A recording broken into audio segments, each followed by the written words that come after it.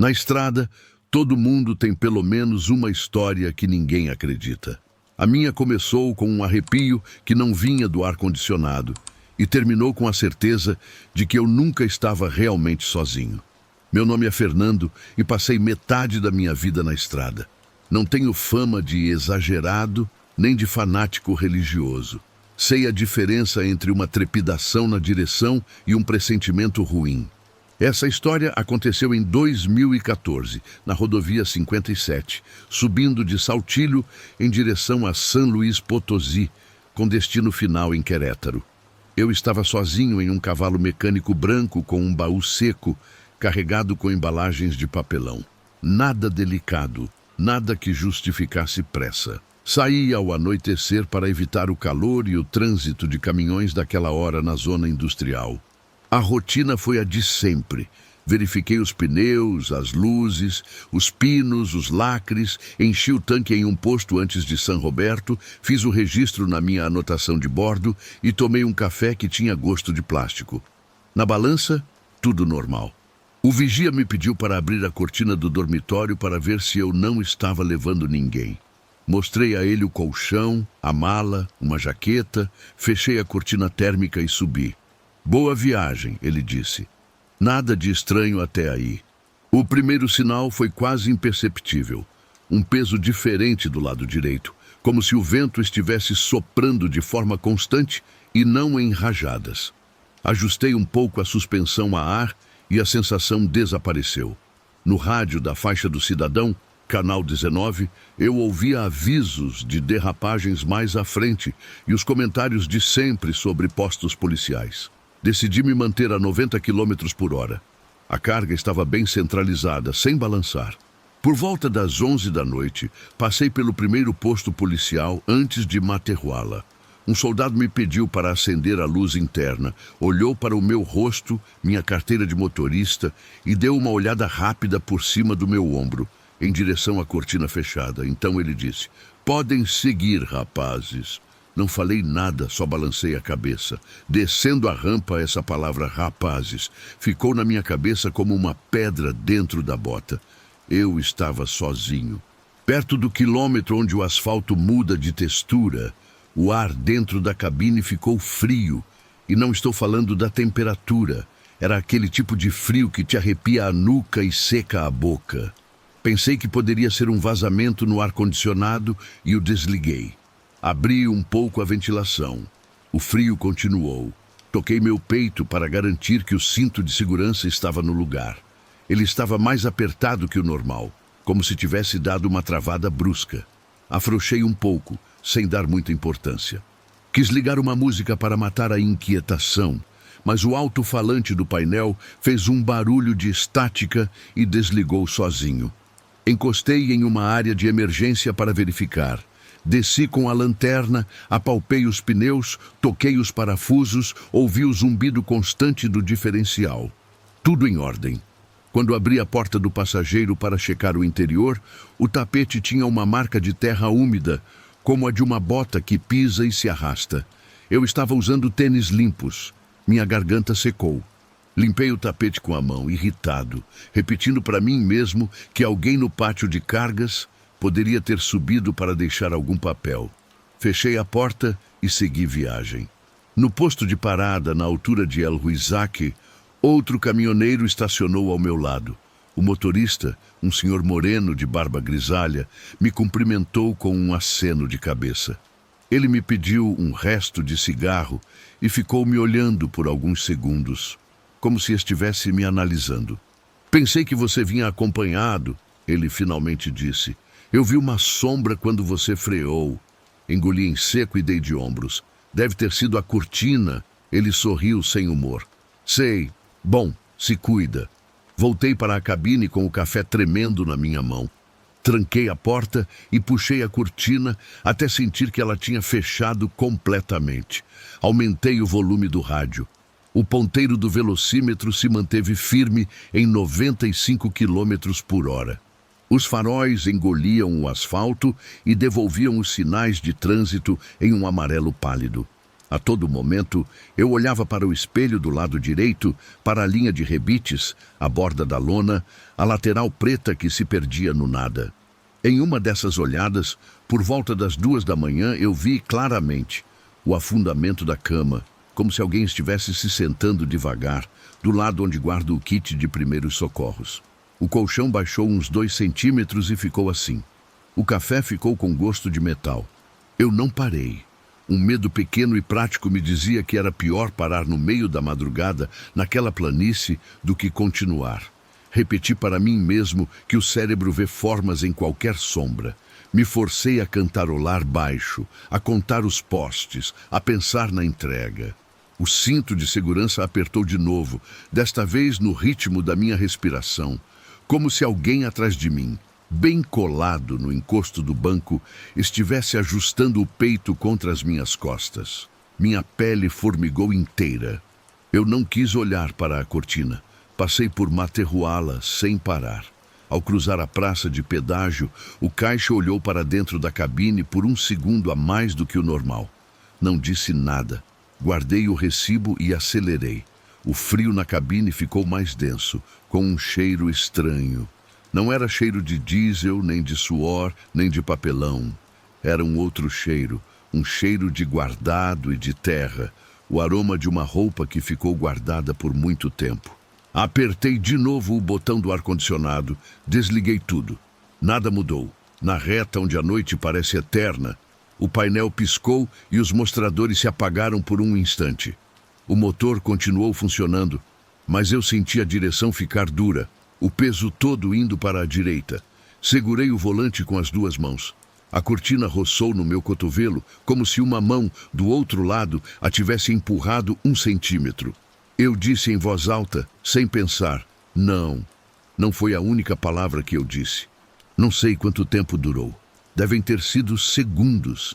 A coisa seguinte foi um clarão de faróis altos vindo na minha direção, a buzina de outro caminhão cortando a noite e a virada de volante que eu dei por puro instinto para não invadir a outra pista. O cinto me apertou com tanta força que eu senti meu externo estalar. O caminhão foi para o acostamento, o baú balançou e se endireitou com o tranco do estabilizador. Parei com os pneus dianteiros na brita e os traseiros do lado direito roçando a faixa branca. Desliguei o motor.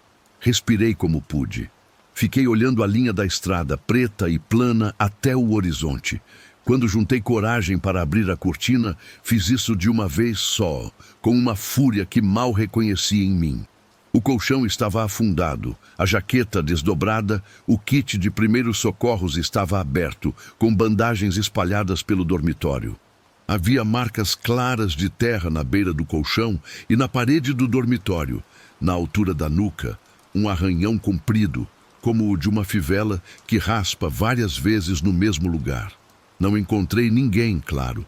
Dormir foi impossível. Fiquei com as costas coladas no banco, as mãos no volante, os olhos cravados na estrada escura. Ao longe, de vez em quando, as luzes frias de um veículo cortavam a escuridão e me deixavam de novo mergulhado em um silêncio pesado. Com os primeiros tons de azul no céu, criei coragem para ligar o motor e seguir devagar até um posto antes de San Luís de La Paz. Pedi um caldo e um café duplo. O atendente me olhou de canto de olho. Você está muito pálido. Eu disse que tinha evitado um acidente. Era verdade, embora não fosse toda a verdade. Em Querétaro, descarreguei sem mencionar nada. Ao devolver o veículo, me pediram para assinar um relatório por causa de um arranhão dentro do dormitório. Eu não soube explicar. Paguei a multa de manutenção como se com isso eu estivesse limpando algo mais do que uma parede. Em casa, ao esvaziar a mala, encontrei terra nas meias que não usei. Terra na jaqueta que tinha ficado no caminhão. Terra dentro do kit de primeiros socorros, nas dobras das bandagens.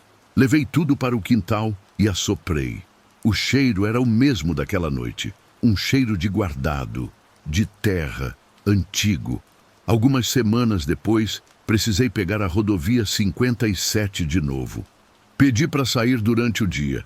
Desde então, eu tomo 3 cuidados. Não deixo a cortina sem amarrar, não passo por aquela reta à meia-noite e presto atenção em como as pessoas que me fiscalizam falam comigo. A memória do soldado dizendo rapazes com tanta naturalidade ainda queima. Ele viu mais alguém. Simples assim. Hoje eu sei que existe algo nas estradas que não precisa de porta aberta para entrar. Algo que escolhe quem vai acompanhar e se instala no banco de trás, silencioso, esperando o momento certo para lembrar que você nunca está sozinho de verdade. Não sei o que determina essa escolha. Não sei quantos motoristas já sentiram o mesmo arrepio. O que sei é que algumas noites ainda acordo com a sensação do cinto apertando, como se mãos invisíveis me abraçassem pelas costas. Nessas horas, eu me sento na beira da cama, acendo todas as luzes da casa e repito baixinho: hoje você fica aí. Porque aprendi que o pior companheiro de viagem é aquele que nunca pede licença para entrar, que se acomoda no seu medo e viaja junto, até decidir que chegou a hora de cobrar a passagem. Se você está gostando, não esqueça de curtir o vídeo e se inscrever no canal. Agora, vamos continuar com o próximo relato.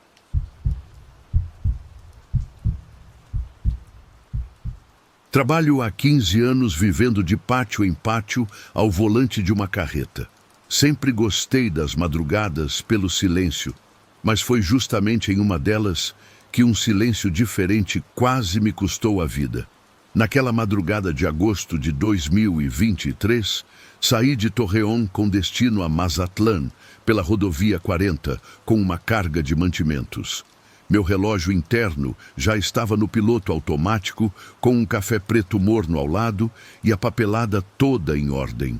Nada de extraordinário. Até que aconteceu. A chuva nos alcançou perto de Durango e depois simplesmente parou, como se a serra a tivesse espantado. Na altura de um ponto de parada antes de Palmito, parei para esticar as costas. Eram umas 2 da madrugada, mais ou menos. As bombas do posto de gasolina estavam acesas, um burrito reaquecido na estufa, o funcionário distraído com o celular. Comprei água, outro café, biscoitos, revisei as cintas de amarração da carga à luz do poste e subi de novo na cabine. Fechei a porta, dei a partida, andei talvez uns 10 metros e freei. Alguma coisa não estava no lugar. Era o meu banco do carona. Sempre o deixo reclinado para trás, com o cinto preso, um cobertor dobrado ao meio e a cortina de propósito meio torta, para eu perceber se alguém mexesse em algo. Agora, o banco estava levantado, a cortina perfeitamente reta, como se tivesse sido passada a ferro, e o cinto de segurança afivelado. Não ouvi porta nenhuma, não vi ninguém por perto. Pensei que fosse distração, cansaço, ou talvez o funcionário querendo fazer uma gracinha. Coloquei tudo de volta no lugar, do jeito que sempre deixo, e saí de novo, disposto a esquecer aquilo. Cerca de 20 minutos depois, na primeira subida da serra, a cabine ficou fria como um freezer. Desliguei a música para me concentrar e o silêncio ficou denso, com um zumbido leve do alternador como única companhia. Pelo para-brisa só via um túnel de asfalto, com as faixas da pista sumindo e aparecendo na minha frente. Senti um peso do meu lado, uma presença que não ocupava espaço, mas que deixava o ar pesado. O cinto do carona vibrou contra a fivela. Olhei de canto de olho. Nada. E mesmo assim, algo respirava comigo. Meu próprio peito marcava um ritmo, e um outro ritmo, quase fora de sincronia, respondia a ele. Ao sair de uma curva sinalizada com setas, o banco ao meu lado rangeu, com aquele som da espuma cedendo sob o peso de um corpo. Sem pensar, estiquei a mão para tocar o estofado. Estava gelado, úmido na beirada, como se alguém tivesse encostado a cabeça ali. A fumaça da minha respiração ficava visível a cada vez que soltava o ar. Tirei um pouco o pé do acelerador. Uma carreta passou no sentido contrário e seus faróis refletiram dentro da cabine. Por um segundo, Vi, não no vidro, mas no plástico fosco do painel, a sombra de um perfil que não era o meu. Um cabelo liso que não pertencia a ninguém ali. Pisquei e sumiu. Continuei. No quilômetro onde fica um mirante, onde muitos param para tirar fotos durante o dia, encostei. Desci. Lá fora não estava frio. O ar da serra cheirava a pinho e a terra molhada. O motor em ponto morto fazia um barulho metálico. Abri a porta do carona. Olhei o tapete. No meio da poeira, vi 4 linhas curtas, paralelas, como se fossem marcas recentes de alguém que apoiou os dedos para pegar impulso. Passei a mão e as marcas se apagaram. Me senti ridículo, procurando explicações de novo. Ah, foi o funcionário. Deixei a cortina do jeito errado, é coisa da minha cabeça. Fechei a porta, subi e voltei para a estrada com um nó no estômago. 5 minutos depois, o frio voltou, só que mais pesado. Percebi algo que não consigo defender com a lógica. Um carreta ficou mais difícil de frear, como se estivesse carregando peso extra bem na frente da cabine. Não era o vento, era um peso vivo. O volante transmitia uma vibração mínima, irregular, que ia e vinha como um tremor contido. O rádio, mesmo desligado, soltou um estalo, um mau contato impossível. Uma estação de rádio entrou no ar sozinha por um instante e depois sumiu. Na escuridão, a cortina da cama, atrás dos bancos, se moveu meio centímetro para fora e ficou parada, como se alguém tivesse puxado o ar do outro lado. Em uma reta, o painel fez outra coisa estranha. O marcador de quilometragem zerou por um segundo e depois voltou ao número em que estava. Isso nunca tinha me acontecido. Olhava para a estrada com os olhos secos, sem piscar, vidrado na parede de luz dos faróis. A presença se aproximou tanto que senti um toque sutil no meu braço, como um roçar gelado procurando um lugar. O cinto do carona se tensionou, na altura de um peito que não existia. Senti um perfume fraco, um cheiro limpo que não pertencia à cabine. Uma água de colônia antiga, nada que eu usasse. Engoli em seco. Pensei em parar em qualquer lugar, abandonar a carreta, andar até um posto policial, qualquer coisa. E então, a serra me forçou a decidir. Uma curva traiçoeira, daquelas que parecem se fechar no meio, apareceu na minha frente. Pisei no freio, reduzi a marcha, deixei o motor segurar o peso.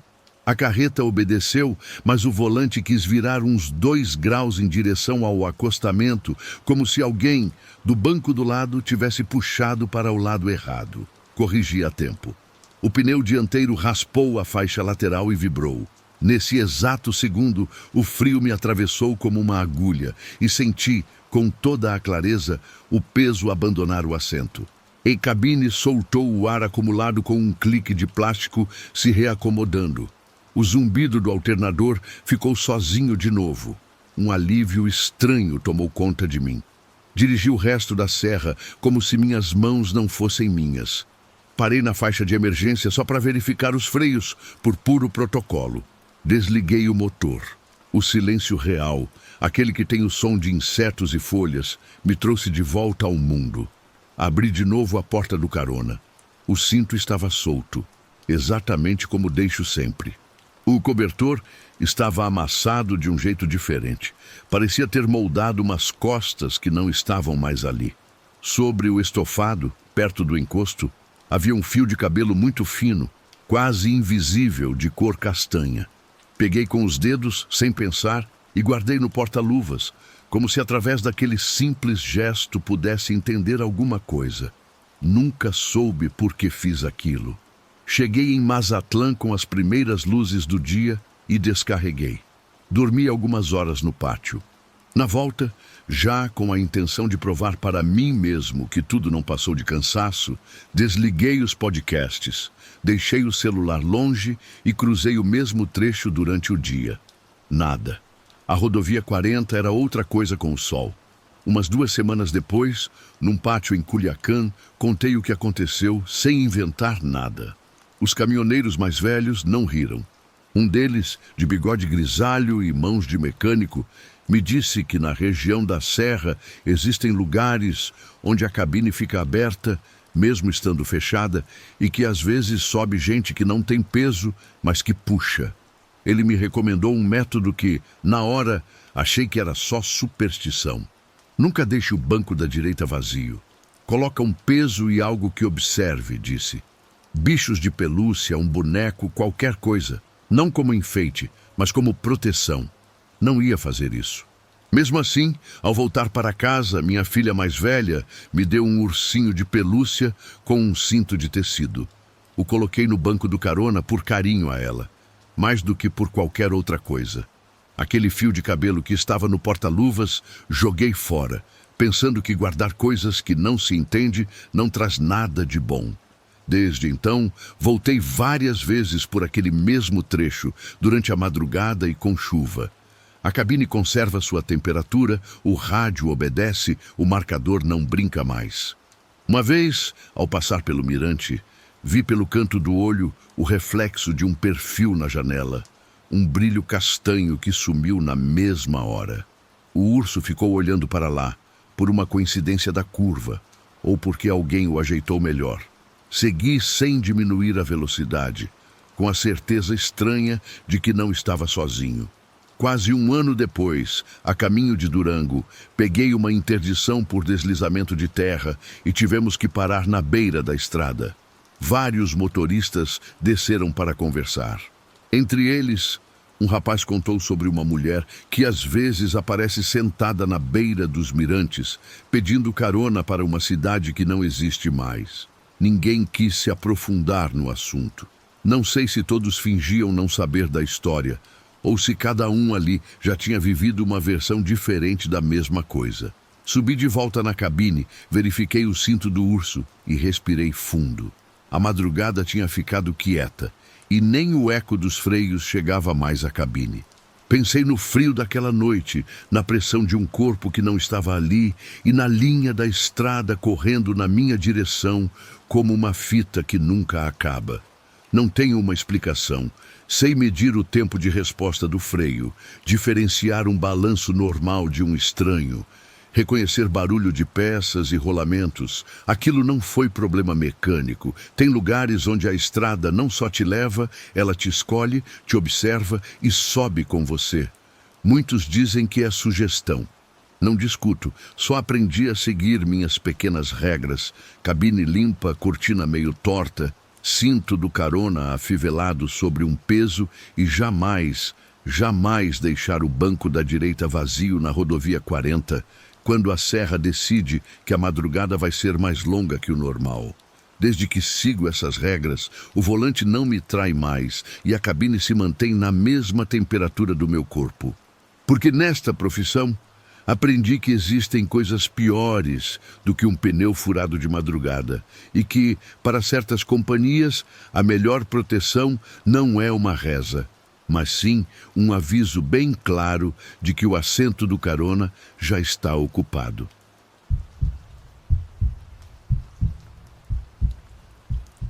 Algumas estradas guardam segredos que desafiam qualquer explicação.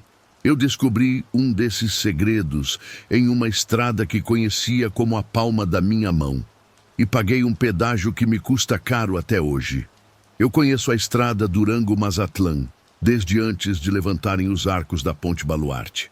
Já cruzei aquela serra perigosa com chuva congelada, com deslizamentos de terra e com a carreta completamente lotada de abacates. Nada nunca tinha me feito sentir pequeno até aquela madrugada de 2013, quando a noite simplesmente se recusou a ir embora. Saí de El Salto às 4h10 da manhã, com o caminhão vazio e a promessa de ver a luz do dia sobre as serras em algumas horas. Depois de uns 80 quilômetros, o painel marcava 5h44 e eu já procurava o primeiro tom azulado no horizonte, mas ele não veio. O céu continuou denso, uniforme, sem nenhuma estrela. O relógio do painel pulou para 5h45 e ficou ali, como se estivesse colado. Olhei o de pulso, a mesma coisa. Continuei dirigindo. As curvas pareciam se repetir. A mesma mureta de proteção, a mesma pedra branca com um grafite desbotado. Pensei que pudesse ser neblina baixa, uma falha do GPS ou só o cansaço típico de semanas longas de trabalho. Apertei os dentes e peguei um pouco de café da garrafa térmica. Quando vi os faróis de outro caminhão vindo na direção contrária, eu relaxei um pouco. Na estrada, ver outra pessoa te dá um ânimo novo. No breve momento em que nossos faróis se cruzaram, a cabine parecia vazia. O caminhão seguiu reto, perfeito, como se estivesse em um trilho invisível e sumiu na curva. Senti um arrepio na nuca. Pisei mais fundo no acelerador, só para sair daquele trecho e encontrar uma praça de pedágio, qualquer coisa com gente e luz de lâmpada fluorescente. Mas a estrada não acabava nunca. Passei por 2 túneis curtos. Contei os segundos. O painel pulou de novo. 5:46. Sem variações de minutos, nenhum a mais. Uma risada seca, que não era bem uma risada, escapou da minha garganta. À direita, apareceu uma parada antiga, com uma lona desbotada que mal dava para ler o que estava escrito. Encostei, desci do caminhão e o ar gelado me atingiu em cheio. Não ventava, não se ouvia grilos, nem motor ao longe. Abri a porta do lugar. Havia mesas postas, uma cafeteira ligada, vitrines com pão seco e nem uma alma viva. Fiquei ali, só ouvindo o zumbido de uma lâmpada. Atrás do balcão, apareceu um homem de bigode fino e um uniforme de tecido marrom, perfeitamente passado, como aqueles que os antigos supervisores usavam nas estradas do passado. Eu não o ouvi chegar. Ele simplesmente já estava ali, parado. Você vende El Salto, ele disse sem pressa. Eu confirmei com a cabeça. Não fique, ele falou, apontando para a estrada com o queixo. O que acontece lá fora não segue o tempo normal. Ele me encarou, sem agressividade, mas com firmeza. Não pedi café, não perguntei nada. Saí. O caminhão continuava ligado, com aquele ronco suave da marcha lenta. Voltei para o meu assento, engatei a primeira e me joguei de novo no asfalto. Poucos minutos depois, a parada ficou para trás e, no entanto, ela voltou a aparecer na minha frente, à mesma distância, com a lona balançando de leve. Passei por ela uma terceira vez. O painel piscou e voltou para 5:44. Apertei o volante com tanta força que senti ele vibrar nas palmas das minhas mãos. Eu não sou de rezar, mas resmunguei a oração que minha mãe me ensinou. Então, a temperatura despencou. O para-brisa ficou úmido por fora, como se alguém estivesse respirando em cima do vidro. Uma névoa leitosa grudou na pintura do baú. Olhei pelo retrovisor lateral.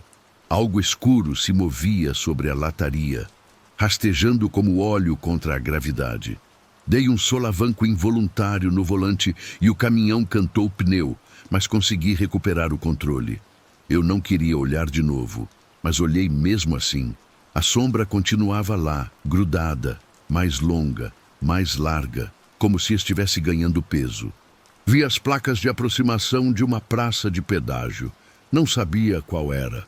A luz dos postes me deu uma esperança irracional. O motor aguentou o tranco. O velocímetro subiu para 100. Prendi a respiração. As luzes da praça brilhavam com aquele tom que só lâmpadas fluorescentes velhas têm. A 20 metros de distância, o caminhão engasgou e morreu. Tudo ficou em silêncio. Nenhum apito do painel, nada. O peso da carreta me levou mais alguns metros pela inércia, até parar na diagonal. Fechei os olhos por um segundo. Abri de novo, pelo medo de mantê-los fechados. Não ouvi passos, ouvi algo pior. O vácuo entre os sons, aquela pressão da montanha quando uma nuvem baixa e aperta os seus ouvidos. O retrovisor começou a tremer, não por causa do motor, mas por outra vibração que vinha de fora, surda e constante. A sombra se descolou do baú e se aproximou da cabine, mas eu não a vi subir. Eu a senti nas minhas costas, como quando alguém está perto demais e rouba o seu ar. Meus dedos ficaram dormentes.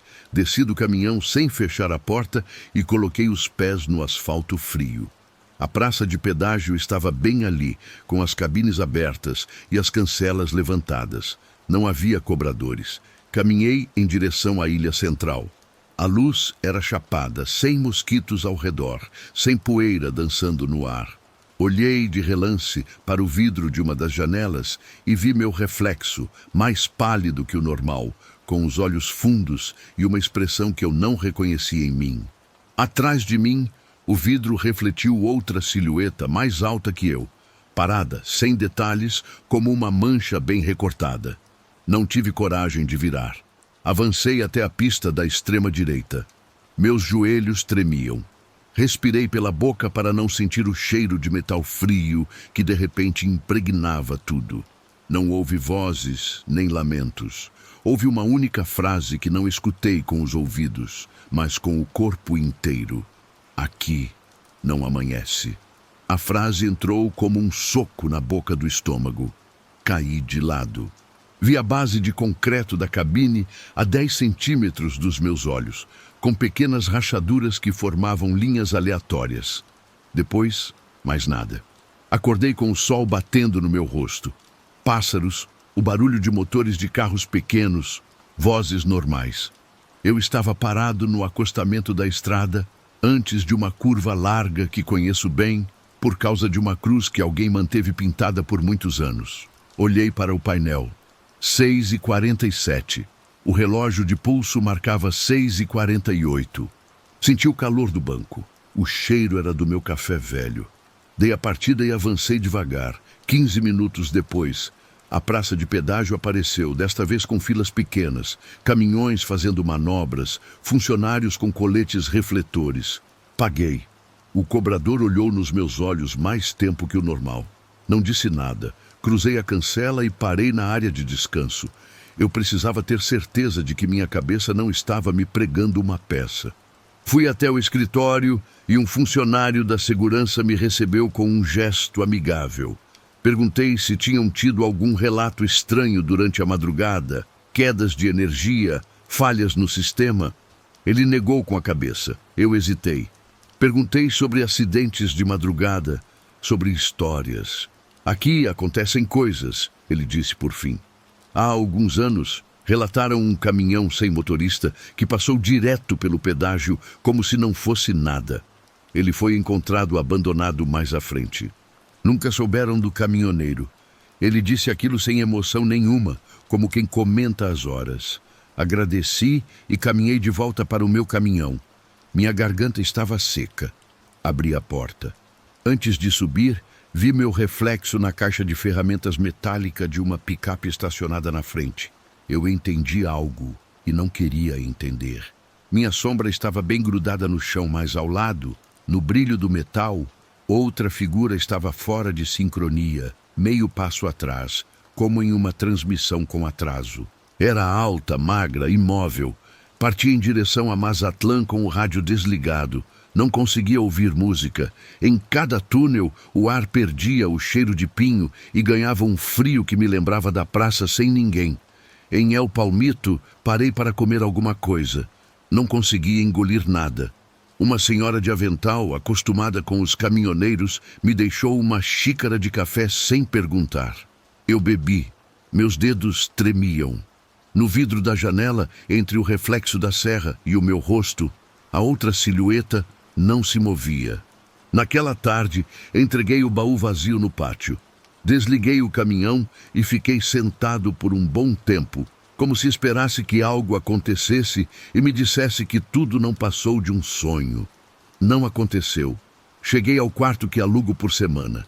Lavei o rosto várias vezes. Alguém bateu em uma porta no corredor e eu dei um pulo, como se tivessem me chamado pelo nome de dentro de mim mesmo. Eu dormia por poucos períodos, com a luz acesa. Não tive pesadelos.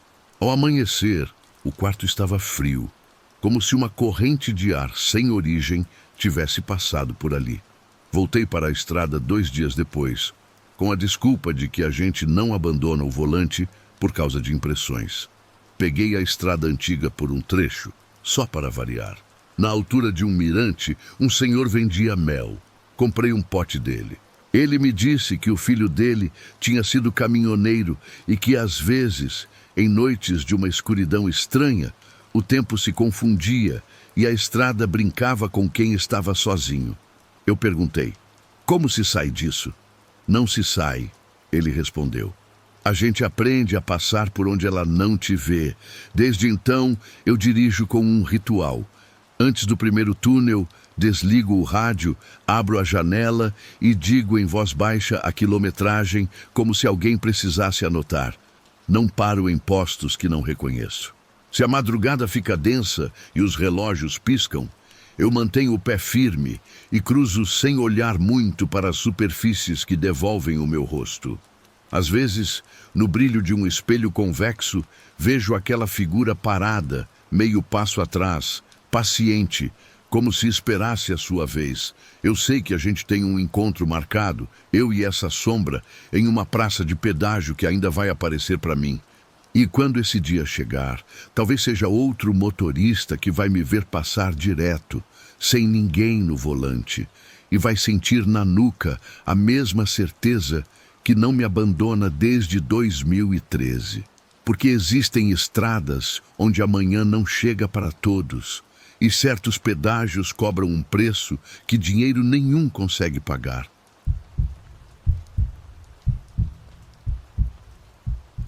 Na minha profissão, você aprende a não fazer perguntas. Mas uma única viagem me ensinou que há coisas que, mesmo sem você ver, ficam marcadas na sua memória para o resto da vida. Meu nome é Marcos. Eu nasci em Esquinapa e passei metade da minha vida atrás de um volante. Em 2017, eu aceitei uma viagem que até hoje me faz acordar com o peito apertado. A ordem era simples, pegar um caminhão frigorífico num pátio em Gomes Palácio e levar até um pátio de carga nos arredores de Tepic. Pagamento adiantado, rota noturna, 0 perguntas. O cara que me entregou o caminhão usava uma jaqueta sem logo e luvas limpas, como as de uma sala de cirurgia. Ele me deu um envelope e um pedaço de papel com uma única linha. Não pare. A temperatura marcava 2 graus Celsius e o número de série do cadeado parecia ter sido recém-impresso. Saí por volta da meia-noite, rumo à rodovia 40, procurando o acesso para a estrada secundária, só para o caso de precisar sumir. O caminhão respondia bem, o motor estava regular, a carreta não tinha nenhuma vibração estranha. Naquela hora, a rodovia é um túnel sem margens, apenas linhas pintadas e refletores que vão engolindo os quilômetros. No canal 19 do rádio, ninguém falava nada. Eu gostava do silêncio. Com o tempo, você aprende que ele é melhor que qualquer companhia, principalmente quando o frete tem cheiro de pressa. Na primeira cabine de pedágio, um guarda bocejou, olhou minhas placas, deu uma espiada na carreta e levantou a cancela sem cobrar. Não foi cortesia. Foi como se tivessem avisado que eu ia passar. Eu continuei. A serra foi se fechando. Curvas amplas, barrancos recém-cortados, o precipício ao longe. O sistema de refrigeração funcionava sem falhas. Mas do lado esquerdo da carreta apareceu um rastro escuro que não estava lá quando saí do pátio. Uma linha que nascia na junta da porta e secava sobre a lataria. Pela janela da cabine, ainda em movimento, joguei a água de uma garrafa.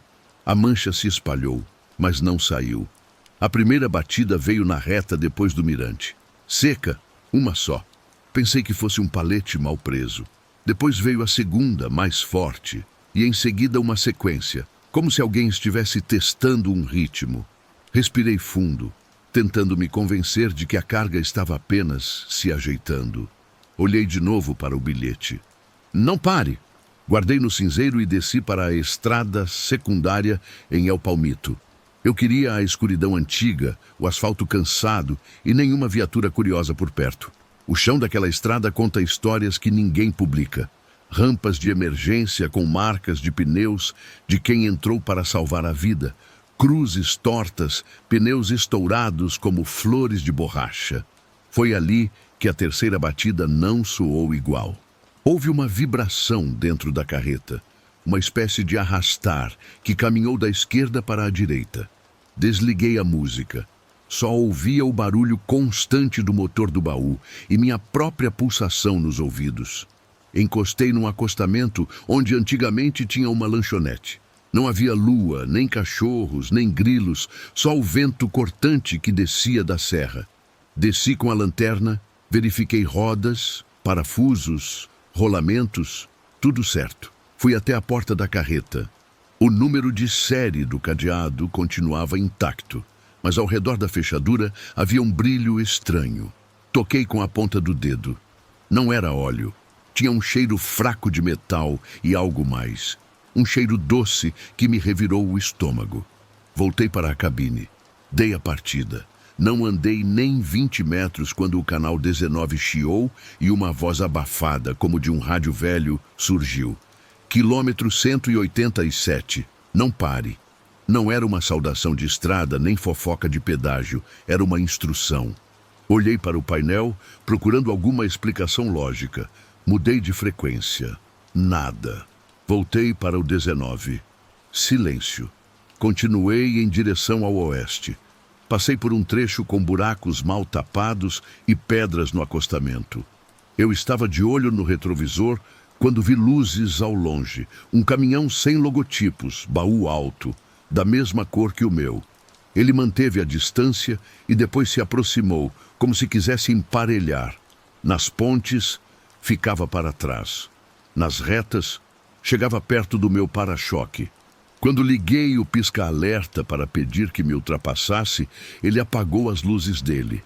Sem placa na frente, sem placa atrás. Não era coincidência. Voltei para o acesso da rodovia principal. A cabine de pedágio seguinte estava vazia, a cancela levantada, as cabines fechadas, uma luz acesa lá dentro sem ninguém. Pisei fundo e atravessei. O outro caminhão também. A temperatura do baú caiu para 1 grau Celsius, sozinha. Eu não toquei no controle. Um estalo metálico correu pelo teto da carreta. Pensei nas cintas de aço se ajustando. Pensei em qualquer coisa que não tivesse um rosto. Na área de curvas longas, a carreta emitiu um gemido baixo, como se o frio lá de dentro estivesse brigando com algo morno. Forcei a memória, lembrando de tudo que já transportei em 20 anos. Gado, frutas, tintas, produtos químicos. Nada soa assim. Nada tem batidas. Consegui sinal na saída de um túnel e liguei para a polícia. Disse meu primeiro nome, a estrada, o sentido, a marca do caminhão e que estava com uma carreta que vazava algo que podia ser perigoso. Não mencionei empresas, não dei o número do cadeado, não contei sobre o outro caminhão. A atendente pediu que eu esperasse em um ponto seguro. Desliguei e coloquei o celular em modo avião. Decidi jogar minha única carta. Peguei a rampa para uma área de descanso que eu conhecia, um pátio abandonado com uma balança enferrujada e uma placa sem letras. Entrei, fiz uma volta ampla, engatei a ré e deixei a carreta alinhada contra uma parede de terra. Desci, verifiquei os freios, desliguei o cabo de energia do baú para que ele parasse de funcionar e joguei as chaves da carreta num matagal. O outro caminhão passou direto na rodovia. Não conseguiu entrar naquela saída estreita. O ar ficou denso quando o motor da refrigeração morreu. Lá de dentro veio outra batida e mais outra, agora sem o abafamento da vibração do motor. Minhas mãos agiram sozinhas. Subi na cabine, engatei a primeira marcha, puxei o pino, deixei a carreta ali e saí só com o cavalo mecânico pela estrada secundária. No espelho, antes de perder o pátio de vista, vi algo que nunca esqueço. Uma sombra de pessoa encostada na porta, imóvel, como se estivesse esperando eu ir embora para tentar de novo. Dirigi por horas até chegar a um posto de gasolina em Ruiz, no amanhecer. Lavei as mãos com aquele sabonete rosa que tem cheiro de escola e me olhei no espelho do banheiro. Minha pele estava pálida e meus olhos tinham um brilho que não reconheci. Um policial estadual comprava café no balcão. Ele não me viu. Ao lado, um cartaz anunciava cães perdidos. Abaixo, outro falava de pessoas desaparecidas. Cada papel estava coberto de poeira. Desliguei o celular e joguei numa lixeira. Comprei outro em Tepic pagando com o dinheiro que saquei no caixa eletrônico. Durante semanas procurei notícias. Apreensão de carga ilegal, pessoas resgatadas, alguma menção a uma carreta abandonada. Nada. Silêncio perfeito. No mundo dos caminhoneiros, todo mundo sabe de alguma coisa e todo mundo se cala sobre alguma coisa. Comecei a trabalhar em pátios locais, caminhão toco, viagens curtas. Mudei a barba, o corte de cabelo, o nome com que me apresentava. O caminhão antigo foi para outra empresa. Às vezes, sonho que volto àquele pátio. A porta tem marcas de unhas no alumínio. Eu me aproximo com uma picareta para arrebentar a fechadura. Quando levanto a maçaneta, a refrigeração liga sozinha e a temperatura cai para 0 graus Celsius. Acordo com a boca seca, o coração travado. Contei esse sonho para uma única pessoa, um mecânico de confiança que me conhece desde jovem. Ele me disse para parar de carregar culpas que não são minhas. Disse que não fui eu que coloquei ninguém ali dentro. Não soube o que responder. Existem silêncios que não são inocentes. Anos se passaram, mas ainda me lembro claramente de cada detalhe. Eu evito a rodovia 40, evito dirigir à noite, evito qualquer pátio onde peçam para não olhar a carga. No rádio, não uso mais o canal 19. Tenho medo de ouvir aquela voz de novo, me dizendo para não parar. Mantenho o costume de olhar a borda das portas das carretas quando cruzo com um colega na estrada. Às vezes, há gotejamentos que não são de água, linhas secas que o sol não apaga e que a lavagem não tira. Há pouco tempo, num semáforo na entrada de Compostela, um caminhão sem placas parou ao meu lado. Baú alto, refrigeração nova, pintura sem marcas, motorista sem expressão.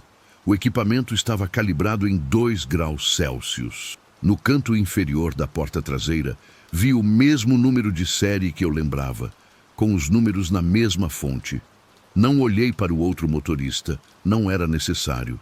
Quando o sinal abriu, cada um seguiu sua rota. Eu para a direita, ele, reto. Senti o peito leve por 3 segundos, e então o peso voltou. Não sei com exatidão o que eu estava transportando naquela noite entre Gomes Palácio e a Serra. Sei o que ouvi e o que cheirei. Sei que um guarda me deixou passar sem cobrar, que um caminhão sem placas me vigiou na escuridão e que o rádio disse o meu quilômetro antes de mim.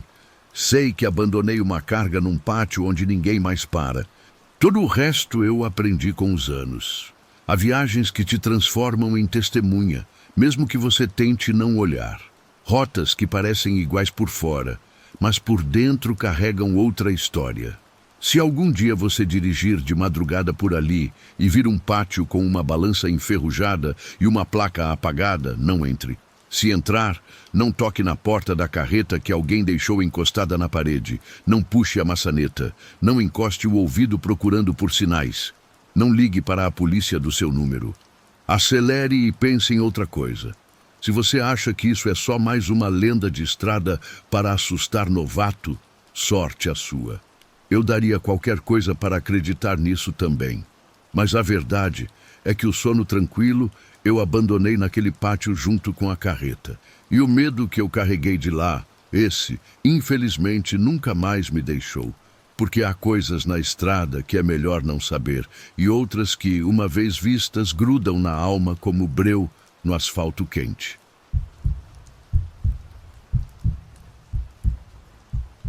Há cargas que jamais deveriam ser transportadas e segredos que nunca deveriam vir à luz. Descobri isso da forma mais assustadora possível, numa viagem que começou com um pagamento extra e terminou com uma lição para toda a vida. Sou César Guerreiro, motorista de caminhão refrigerado há 13 anos. Em abril de 2021, aceitei um frete de presunto embalado, partindo de Mexicali com destino à central de abastecimento de Guadalajara. O pagamento incluía um bônus se eu conseguisse entregar o palete 04N antes do amanhecer do dia seguinte. Nada parecia fora do normal, exceto pelo itinerário. Eram mais de 1.800 quilômetros com uma única parada autorizada, em um pátio refrigerado que era sublocado nos arredores de Culiacán. Na ordem de carga, o item 04N estava marcado com tinta vermelha e tinha um post-it que dizia "Não abrir". Eu imaginei que se tratava de algum produto premium. Saí do vale às 18h40.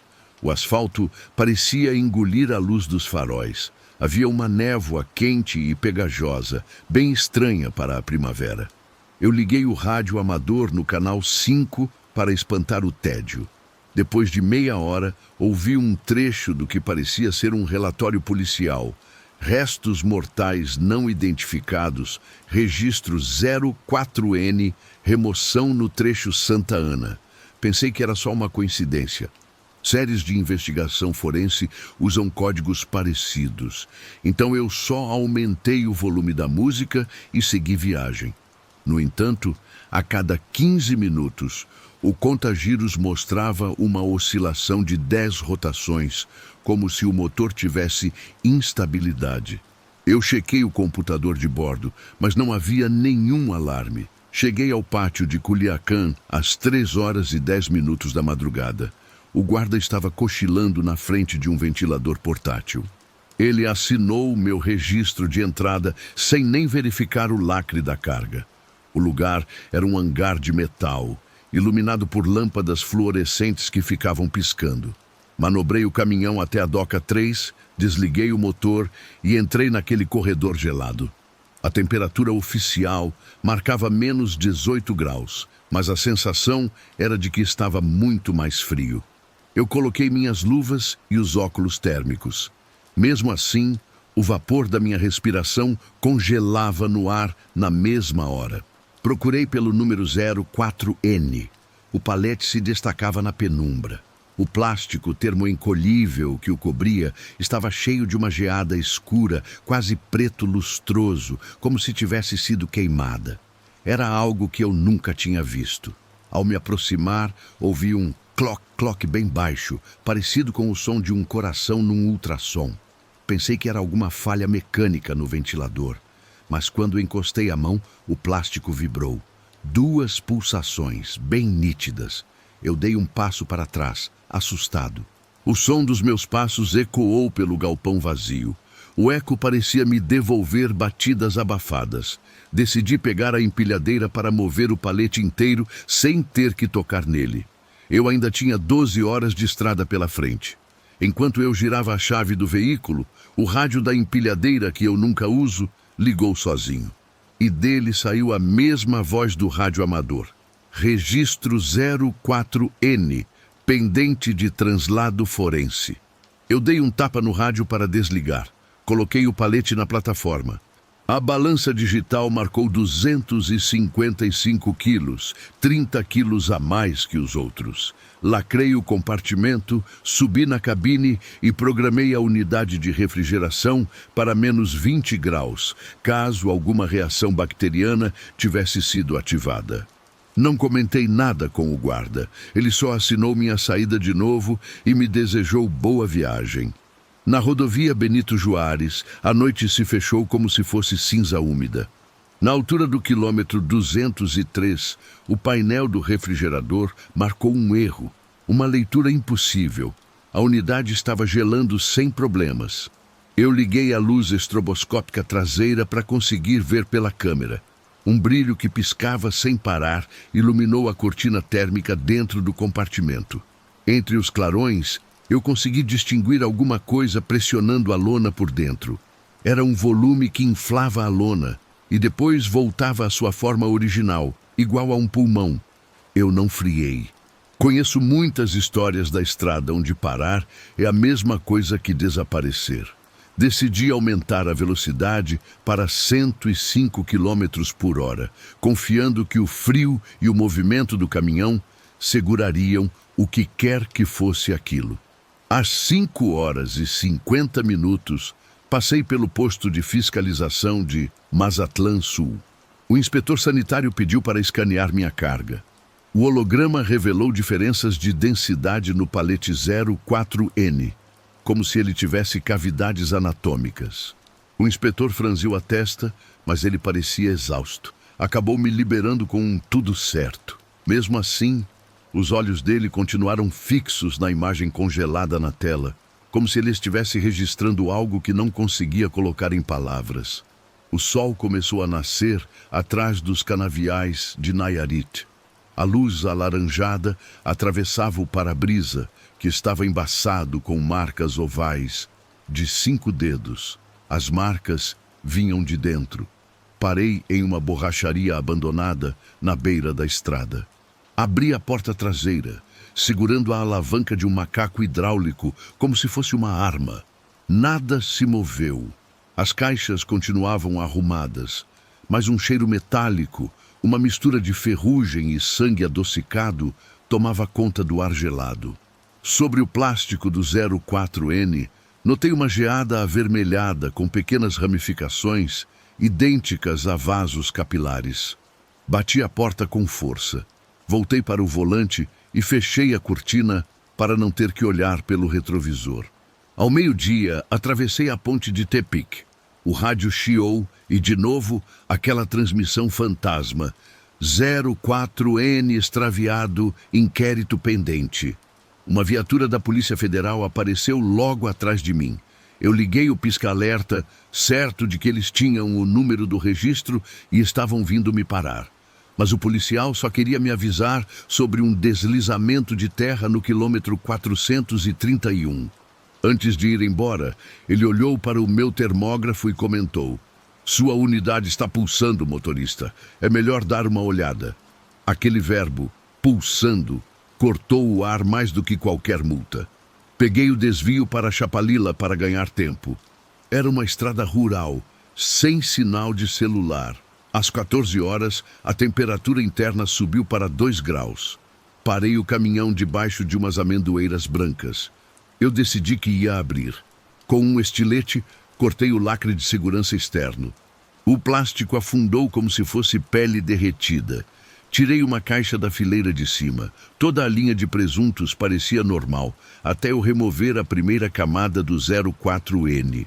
Entre os pacotes havia uma bandeja preta, sem etiqueta, selada a vácuo. Dentro dava para distinguir um torso humano comprimido, com os ossos todos fraturados para caber ali. A peça tinha uma marca de autópsia na região das costelas. A tinta dizia 04N, numa tipografia forense. O choque me paralisou por segundos, que pareceram uma eternidade. Eu quis jogar aquilo fora, mas algo mais se moveu no fundo do palete e empurrou a bandeja na minha direção. Era outra forma anatômica. Talvez a cabeça, envolta em plástico. Formas pontudas se marcavam contra o filme plástico e batiam umas nas outras. Eu soltei um grito que nem parecia meu. O ar lá fora era denso, quase tropical. Dentro do compartimento refrigerado, a geada pendia das paredes como agulhas. Fechei tudo de novo, tremendo.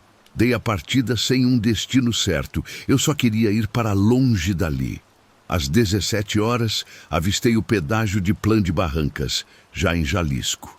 O operador da balança pediu para verificar a carga, porque o sistema tinha detectado um pulso irregular. Eu insisti em passar sem revisão. Ele recuou, pegou o rádio e anunciou: "Código 04N. Aquilo foi o bastante. Desesperado de terror, eu acelerei, forçando a passagem pela cancela. Atravessei a praça de pedágio e ouvi tiros sendo disparados para o ar. O para-choque dianteiro ficou amassado e a grade frontal se desprendeu. Ao olhar pelo retrovisor, a porta do baú se abriu sozinha. O portão ficava batendo e um fio cor de sangue desenhava um rastro no asfalto enquanto os freios do caminhão chiavam. 1,5 quilômetros depois, o sistema elétrico entrou em colapso. O painel e o motor se apagaram. Fiquei à mercê da inércia. A cabine cheirava a carne velha. Senti um baque seco contra a parede de aço atrás de mim. Algo se arrastou para a frente. As grades de ventilação soltaram um vapor morno, misturado com um gemido baixo. Eu travei a porta e me encolhi contra o volante. O golpe seguinte torceu a lataria. Os rebites saltaram como se fossem granizo. Eu imaginei dedos ossudos procurando a fivela do meu cinto. Cerca de 1 hora depois, as luzes de um caminhão de reboque duplo iluminaram o interior da minha cabine. O motorista, um velho apelidado de Bagre, conhecido na rota, parou seu Scania. Ele desceu com uma lanterna na mão. Eu não disse nada, apenas apontei para o baú. Ele mirou a lanterna industrial na direção da porta.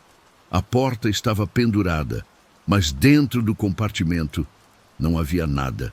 Nem presuntos, nem bandejas, nem corpo. Estava completamente vazio, estéril, com as paredes impecáveis. O piso de metal faiscava com a geada, como se tivesse sido lavado com ácido. Bagre se ofereceu para rebocar meu caminhão até Tepatitlã para consertá-lo. Eu mal consegui concordar. Dormi na cama do caminhão dele, enquanto ele dirigia minha unidade acoplada à sua. Sonhei com motores desligados e batidas distantes. Acordei quando estávamos entrando no pátio da empacotadora em Guadalajara. As rodas rangiam com um chiado agudo, como se estivessem freando contra um osso. O supervisor saiu para receber a mercadoria que agora estava anulada. Eu contei que alguém tinha sabotado minha carga. Abrimos o baú juntos novamente, vazio.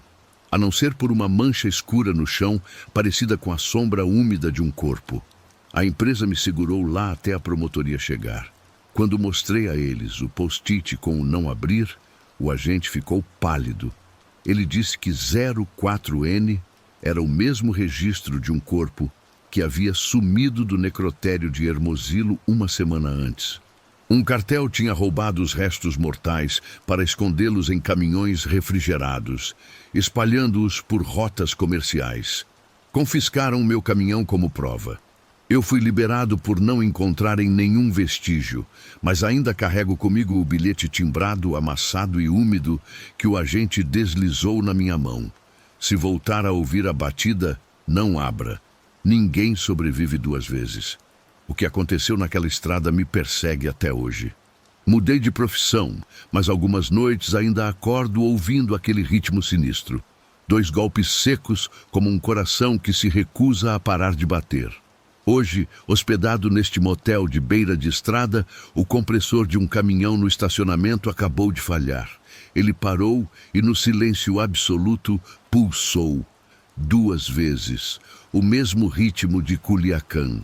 Me disseram que ninguém sobrevive 2 vezes. Não sei se isso é apenas um aviso ou se minha segunda chance já começou. O que eu sei é que existe uma carga que nunca para de viajar, e ela encontra um jeito de continuar sua jornada através de quem menos espera.